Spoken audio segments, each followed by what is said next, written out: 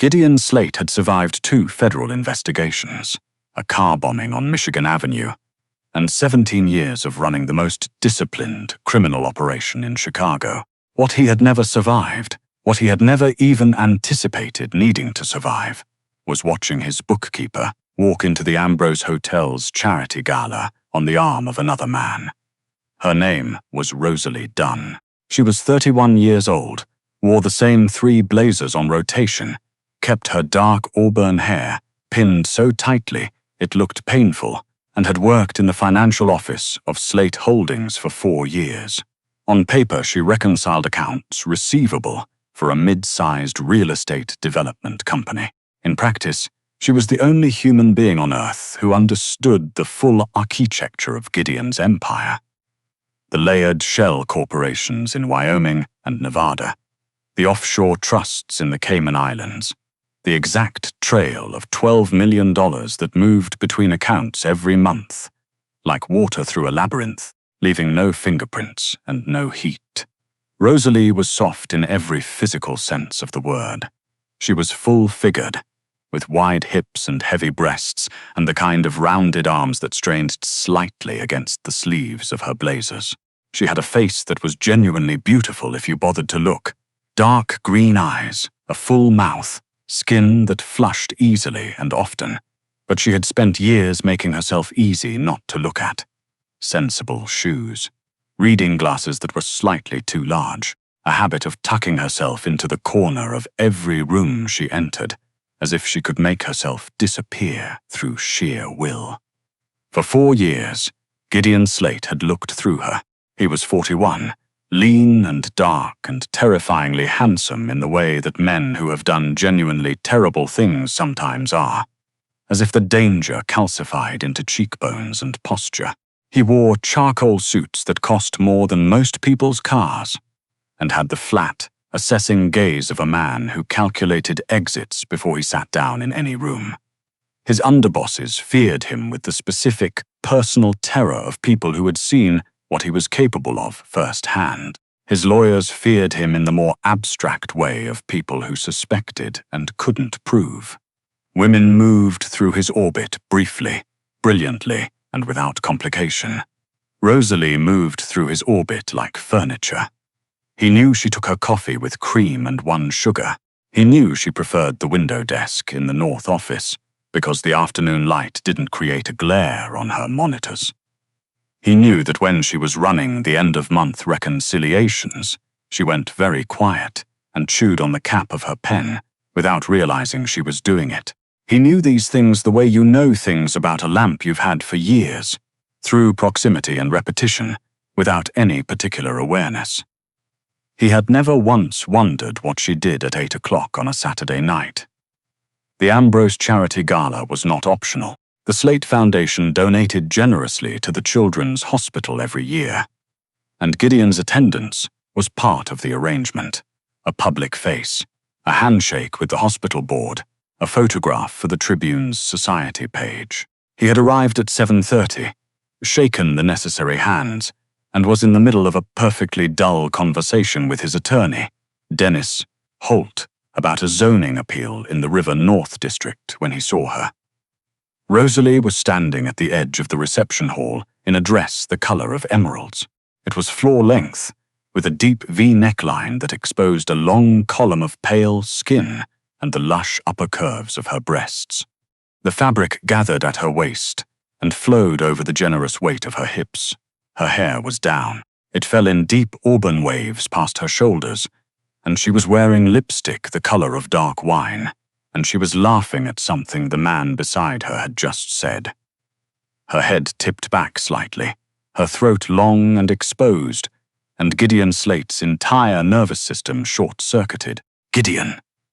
Dennis said something. The words didn't land. The man beside Rosalie was around her age, tall, sandy-haired, wearing a rented tuxedo that didn't quite fit across the shoulders. He was looking at Rosalie with the open, helpless expression of a man who could not believe his luck. As Gideon watched, the man leaned in to say something close to her ear. Rosalie's smile widened. Her hand came up to rest briefly on the man's forearm, a casual, warm touch. and something inside Gideon's chest tore like fabric. "Excuse me," he said to Dennis, and walked away before his attorney could finish a sentence. He didn't approach her, not yet. He took a glass of scotch from a passing tray and installed himself at the far end of the hall, where the shadows were deeper, and he watched. He told himself he was simply surprised. It was a natural response. You see someone out of context. Someone you've only ever known in fluorescent office light with ink smudges on her fingers and reading glasses pushed up on her forehead, and you have a moment of cognitive recalibration. That was all this was. He watched the sandy-haired man pull out Rosalie's chair at one of the cocktail tables. He watched her accept a glass of champagne and saw the way her lips curved at the rim before she drank. He watched her say something that made the man laugh. Not a polite laugh, a real one, the kind that bends a person forward at the waist. And Gideon's grip on his glass tightened until his knuckles ached. He was not a man who was accustomed to the experience of wanting something he hadn't noticed until someone else reached for it first. It was an entirely unfamiliar sensation, and he despised it profoundly. He set down his glass and straightened his jacket and walked across the hall. Rosalie saw him when he was 6 feet away. He watched the color drain from her face and then flood back immediately in a deep, humiliated rush. She sat up straighter, her professional posture snapping into place like a reflex, and the open warmth of her expression sealed over. "Miss Slate," her voice was perfectly steady. "I didn't know you'd be attending." "I donate every year," he said. His gaze moved to the sandy-haired man, who was already doing that thing civilians did in Gideon's presence, the small, instinctive shrinking, the recalibration of the immediate threat environment. "You didn't introduce me. This is Paul," Rosalie said, and the deliberate omission of a last name was, Gideon noted, a very small act of rebellion. "Paul, this is my employer, Gideon Slate." Paul extended a hand. Gideon took it briefly.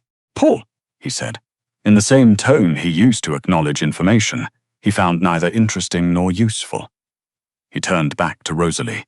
"I need to discuss the Meridian filing. There's a complication." Rosalie's green eyes held his. There was something in them he hadn't seen before, or hadn't bothered to notice, a very quiet, very controlled fury. "I'm off the clock, Mr. Slate. The filing deadline is Monday, which gives us," she said pleasantly, "all of Sunday." Gideon looked at her. She looked back. 4 years she had worked for him, and she had never once pushed back on anything. She had stayed until midnight on Christmas Eve to reconcile a discrepancy. She had flown to Las Vegas on 48 hours' notice to supervise a cash transfer. She had once sat in a car outside a warehouse in Cicero for 6 hours without complaint, running numbers on her laptop while his men handled a situation that required handling. And now she was sitting in an emerald dress at a charity gala, telling him, with her eyes, that she was not going anywhere. "Of course," Gideon said smoothly. "Enjoy your evening." He walked back to the bar, and he did not enjoy the rest of the night. He told himself the Monday morning meeting would reset things. He would walk into the office. Rosalie would be at her desk in whichever blazer it was, and the emerald dress and the dark wine lipstick and the sound of her laughing would fold themselves back into the category of things that did not require his attention. He walked into the office on Monday morning and Rosalie was at her desk in a navy blazer, and he still couldn't stop seeing the emerald dress when he closed his eyes. "The Meridian filing," he said, stopping in the doorway of the North office.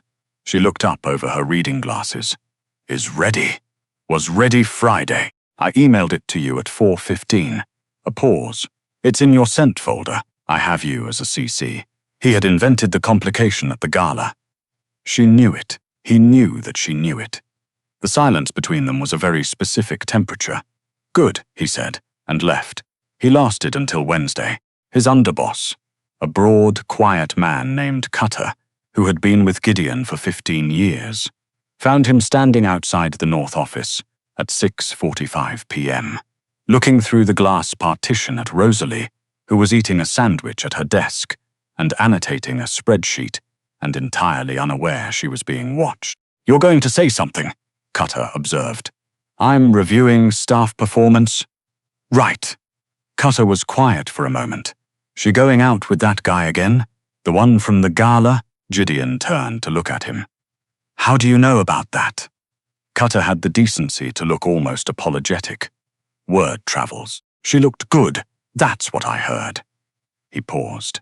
"She always looks good. You just never noticed." Gideon went back to his office and did not throw anything.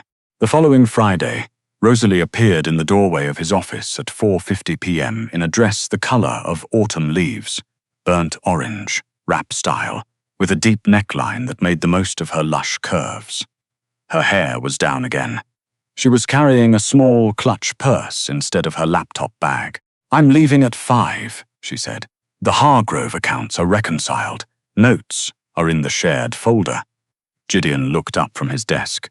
He took in the dress, the lipstick, which tonight was a warm terracotta, the way she was standing, shoulders back, chin level, like a woman armoring herself with her own beauty. "Where are you going?" The question came out lower than he intended. "Dinner," she said. She didn't offer anything else. He wanted to ask if it was Paul. He wanted to ask if it was someone new. He wanted to ask a great many things that he had absolutely no professional or personal standing to ask, which was a situation he found intolerable. "The Halverson account has a discrepancy," he said. Rosalie looked at him for a long, steady moment. "No, it doesn't," she said. "Good night, Mr. Slate." She left. He heard her heels in the hallway, a sound he had listened to for 4 years without particular awareness, and now apparently could distinguish from any other sound in the building. And then the elevator, and then nothing. He sat at his desk for 11 minutes. Then he picked up his phone. "Find out where she is," he said to Cutter. "Define find out, discreetly." A pause. "Okay. But I want it on record that I think this is." "I didn't ask for your record," Gideon said, and ended the call. The restaurant was called Fenwick's. It was a good place. Warm lighting, leather banquets, a wine list that indicated someone on staff actually knew what they were doing. Not flashy. Comfortable and real in a way that the Michelin-starred theaters Gideon usually attended were not. Rosalie was sitting across from a man who was not Paul. This one was darker, broader, with kind eyes and the unhurried manner of someone who genuinely had all evening. He was leaning forward with his elbows on the table, listening to her with his full attention. Not waiting for his turn to speak, actually listening. Gideon stood in the entrance of the bar area and watched Rosalie talk, and understood with sudden, humiliating clarity that he had spent 4 years in the same room with one of the most interesting people he had ever encountered, and had never once actually listened to her. He watched the man, whose name, Gideon would later learn, was Marcus Webb, a structural engineer from Lincoln Park, completely clean record, distressingly decent in every dimension. Refill Rosalie's wine glass without being asked. He watched her accept it with a smile that was different from the smile she'd given Paul at the gala. Warmer, somehow, more relaxed. Something in Gideon's chest clenched with a ferocity that frightened him. He straightened his jacket. He crossed the restaurant. Rosalie looked up when his shadow fell across the table, and the warmth drained out of her face so completely and so fast that it felt like watching a light get switched off. The professional mask slid into place. Her hands, which had been resting loosely on the tablecloth, tightened around her clutch purse. "Mr. Slate." Her voice was a wall. Marcus Webb looked between them with the politely confused expression of a man who was still, at this point, processing the threat level. "Rosalie," Gideon said. He pulled out the empty chair at their table without being invited and sat down. Marcus blinked. "I'm sorry. Were we expecting?" "No," Rosalie said flatly, and the flatness was directed entirely at Gideon. "We were not." She turned to look at him, and her green eyes were doing something he had genuinely never seen them do before. They were burning. "What are you doing here?" "The Hargrove account," Gideon said. "The one you said had no discrepancy." "I found one," That is not possible. Would you like to tell me in front of your guest exactly how confident you are in that statement? A muscle in her jaw tightened. She was furious. She was also, he noted with the part of his brain that never entirely stopped processing threat assessments, a little frightened. Not of him, exactly, but of what he was capable of doing to her evening, to her life outside the building where he owned her time. The recognition hit him with an ugliness he didn't enjoy. Marcus had found his footing. He sat up a little straighter. Look, I don't know what's going on, but if this is a work thing, maybe this isn't the place. You're right, Gideon said, shifting his attention to the engineer with the measured, absolute focus that had made grown men in 3 states very careful about their choices. It isn't. He held Marcus Webb's gaze for 4 seconds. 5. He didn't raise his voice. He didn't move. He simply looked at the man with the specific quality of attention that communicated, without ambiguity, that Marcus Webb was being assessed and found to be manageable. I apologize for the interruption. Rosalie's expertise is essential to a time-sensitive matter. I'll make sure she's compensated for her evening. Marcus looked at Rosalie. Rosalie looked at Gideon with an expression that could have stripped varnish. Marcus, she said, her voice tight. I am so sorry about this. I'll call you. Yeah, of course. Marcus was already reaching for his jacket. He had the look of a man making a decision about his own survival that he didn't fully understand yet. It was great meeting you, Rosalie. Really. He was gone in under 2 minutes. The restaurant settled back into its ambient warmth around them. A waiter appeared, took one look at the dynamic at the table, and retreated. Rosalie set her clutch purse down on the table with a careful, deliberate precision that indicated she was holding her temper with both hands. When she looked at him, the burning had resolved into something colder and more controlled. There is no discrepancy in the Hargrove account, she said.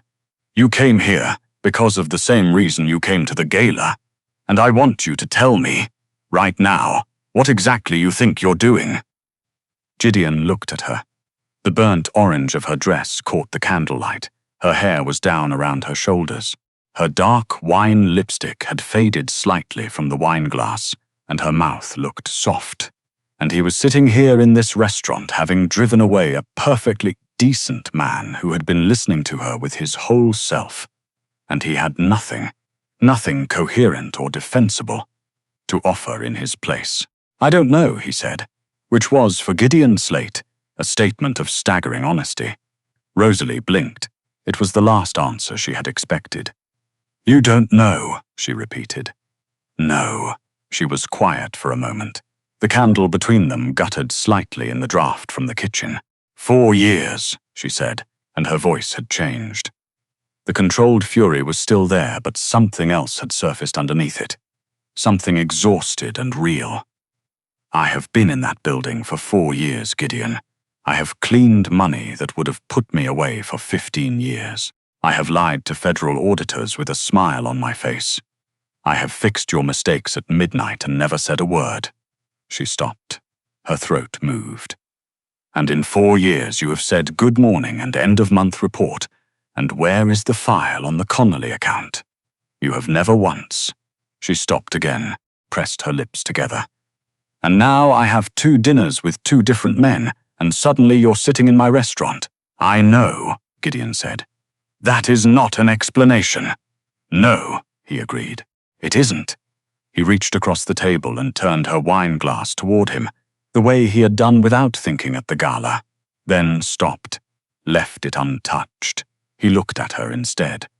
The night of the gala, he said, when I saw you, I didn't recognize you at first. He paused. That's not? I don't mean it that way. I mean, I recognized you and didn't recognize you at the same time, and then I understood that the thing I didn't recognize was that I had never actually looked at you. Not once. And that felt. He stopped. The word he wanted was intolerable, but it exposed more than he was prepared to expose in a restaurant in Lincoln Park. Wrong, he said. Rosalie was watching him with those dark green eyes, and he couldn't read her, which was unusual. He could read almost everyone. "So your solution," she said slowly, "was to follow me to a charity gala and then follow me here and drive away two perfectly kind men who were not committing any crimes against anyone." "Yes," Gideon said. "That was, in retrospect, a poor solution." Something shifted in her face. It wasn't forgiveness. It was more involuntary than that. The corner of her mouth moved, just slightly. "You're the most dangerous man in Chicago," Rosalie said. "And you're sitting in Fenwick's looking like someone stole your parking spot." "I find the situation frustrating," he said, and the absolute deadpan of it surprised a small, reluctant laugh out of her. The laugh lasted only a second. She pressed her fingers to her mouth to stop it, and then looked down at the tablecloth, and when she looked back up, her eyes were serious again.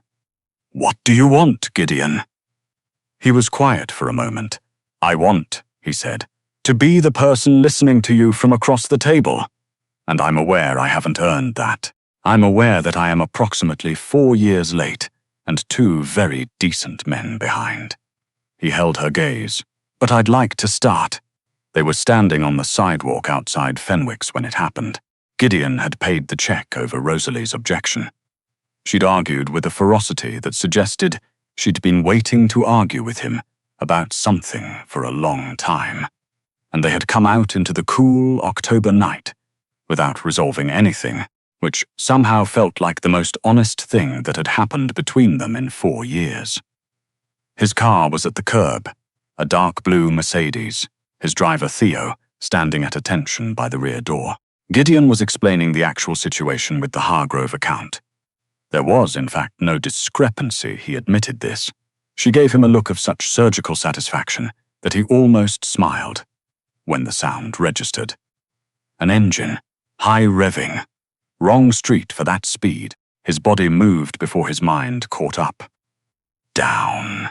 He grabbed Rosalie with both hands and took her to the ground, turning mid-fall so his shoulder and back took the impact against the concrete instead of her. She gasped, the breath knocked out of her, her weight against his chest, his arms locked around her head. He kept her face tucked into his jacket. The shots were fast and professional. 3 bursts from the direction of the black sedan that had swung around the corner of Halsted without headlights.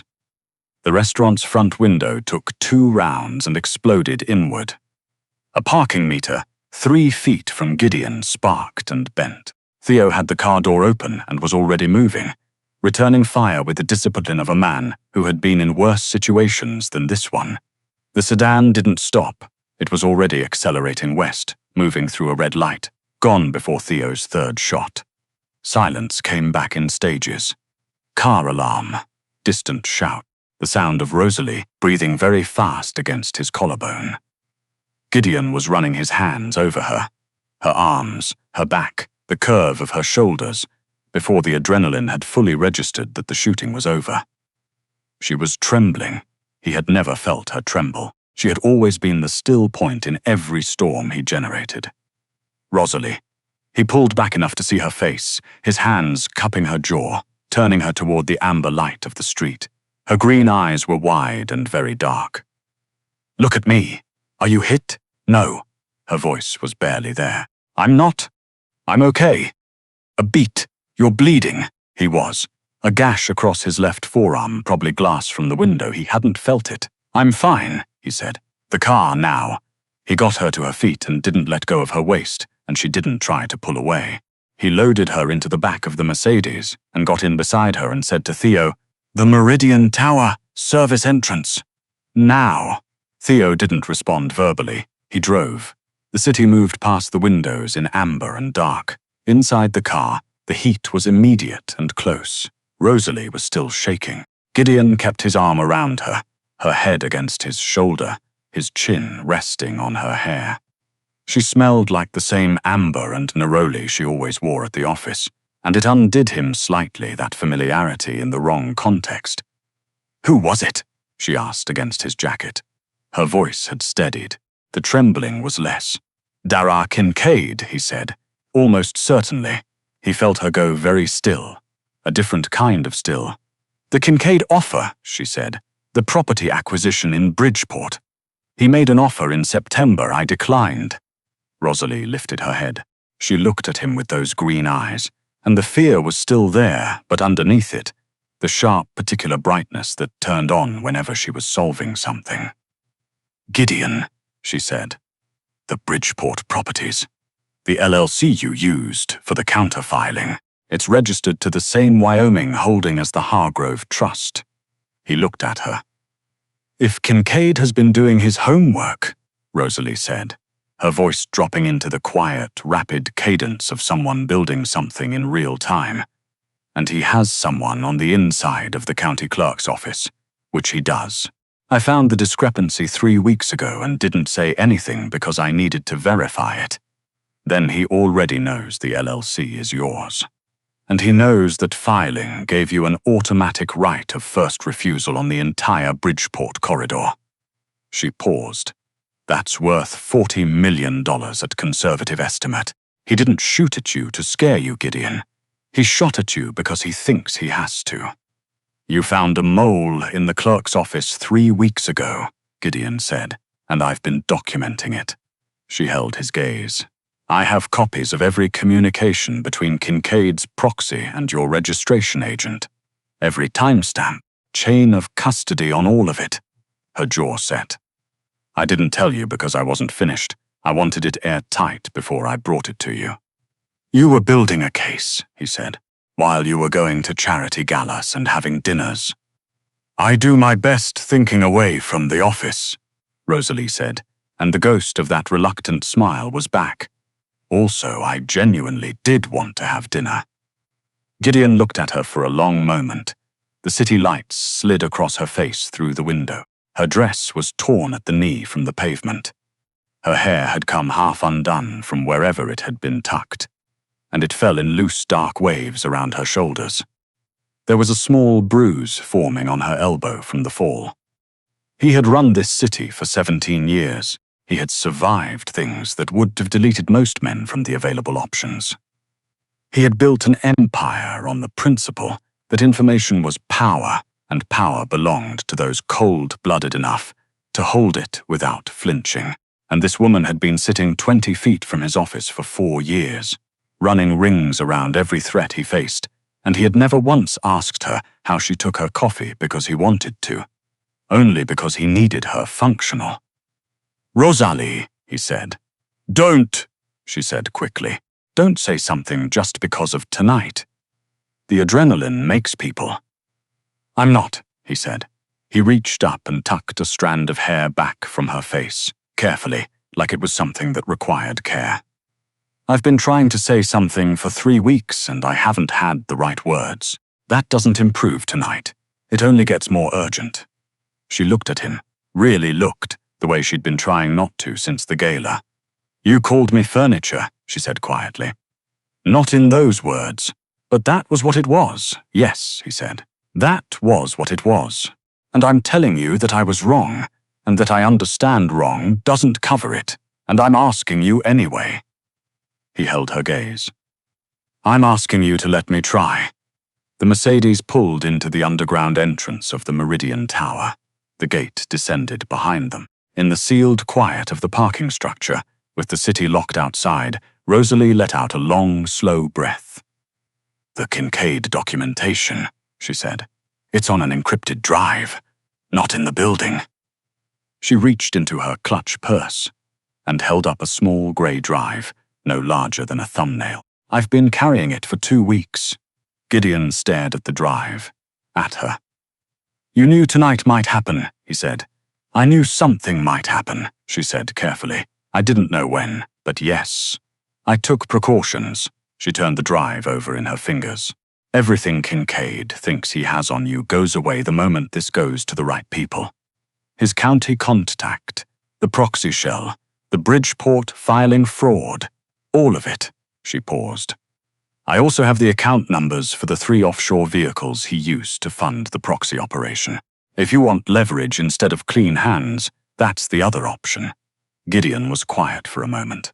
Then he said, "You built me an exit and a weapon." "I built you both," Rosalie said, "because I wasn't sure which one you'd want."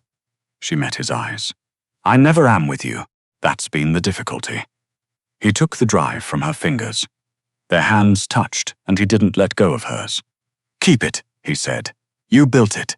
You hold it." He closed her fingers around the drive, and when this is finished, he stopped, looked at her. "When this is finished, I want to have dinner. Not in a restaurant I've sent someone to survey. Not with Theo at the next table. Dinner, the two of us, and I want you to talk the entire time about whatever you want." Rosalie looked down at their hands, back up at him. "You're going to be very bad at just listening," she said. "Catastrophically," he agreed. She laughed. The real one, the one that reached her eyes and changed her whole face. And in the warm, impossible quiet of the underground garage, Gideon Slate held onto her hand like it was the most important piece of property he'd ever had the sense to stop taking for granted.